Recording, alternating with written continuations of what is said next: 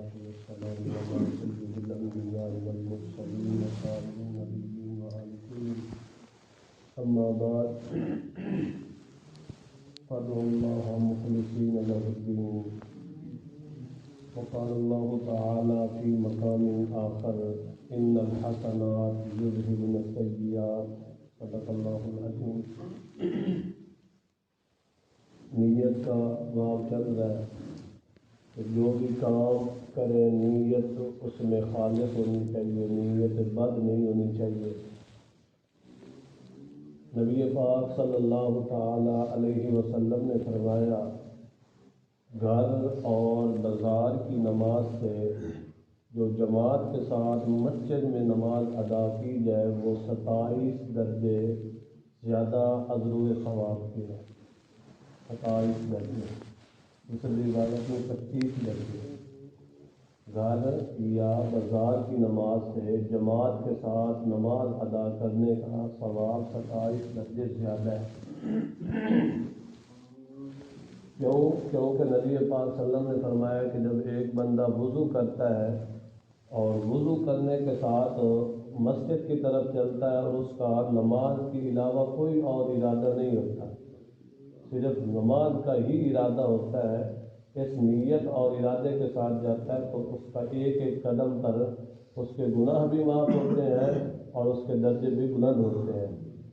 اور جب تک وہ مسجد میں بیٹھا رہتا ہے وہ نماز کے حکم میں ہی ہے، ابھی تک نماز نہیں ہوئی، نماز کے انتظار میں ہے تو وہ بھی نمازی ہی شمار کیا جائے گا کہ وہ ابھی نماز پڑھ رہا ہے.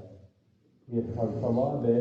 اور نبی پاک صلی اللہ علیہ وسلم نے فرمایا کہ جب تک وہ وضو نہ توڑے اس وقت تک وہ نماز کے حکم میں ہے، اور اس کے لیے فرشتے رحمت کی دعا کرتے ہیں کہ الہی اس نمازی کے اوپر تو اپنی رحمت فرما اور اس کی بخشش فرما دے اور اس کی توبہ قبول فرما. تو یہ معصوم جو قوم ذات ہے فرشتے وہ کیا کرتے ہیں؟ نمازی کے لیے دعا کرتے ہیں. اور خود قرآن پاک میں بھی اللہ تعالیٰ نے فرمایا کہ ان الحسنات یذہبن السیئات، کہ نیکیاں جو ہیں وہ برائیوں کو ختم کر دیتی ہیں. اسی طرح نماز کی اہمیت اور جماعت کی اہمیت نبی پاک صلی اللہ علیہ وسلم نے بہت مثالوں کے ساتھ بھی واضح کیا.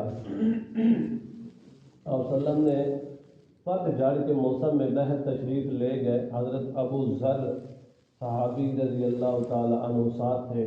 آپ صلی اللہ علیہ وسلم نے درخت کی ایک ٹہنی کو پکڑ کر ایسے ہلایا، جب وہ ہلایا تو سارے پتے گر گئے. تو آپ صلی اللہ علیہ وسلم نے فرمایا کہ نمازی کی مثال بھی اسی طرح ہے، جب وہ نماز پڑھتا ہے تو اللہ تعالیٰ اس کے گناہ اسی طرح جھاڑ دیتا ہے، ختم کر دیتا ہے.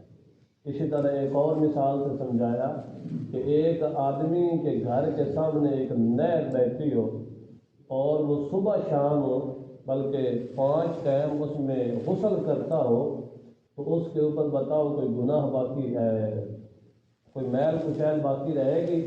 صحابہ کرام نے اب فرمایا کہ نہیں، کوئی ذرہ برابر بھی میل کچیل نہیں رہے گی. تو آپ صلی اللہ علیہ وسلم نے فرمایا کہ اسی طرح مثال 5 نماز ہوتی ہے. جب بندہ 5 نمازیں پڑھتا ہے تو آدمی کے وجود کے اوپر کوئی گناہ باقی نہیں رہتا. اللہ تعالیٰ ہمیں عمل کرنے کی توفیق عطا فرمائے.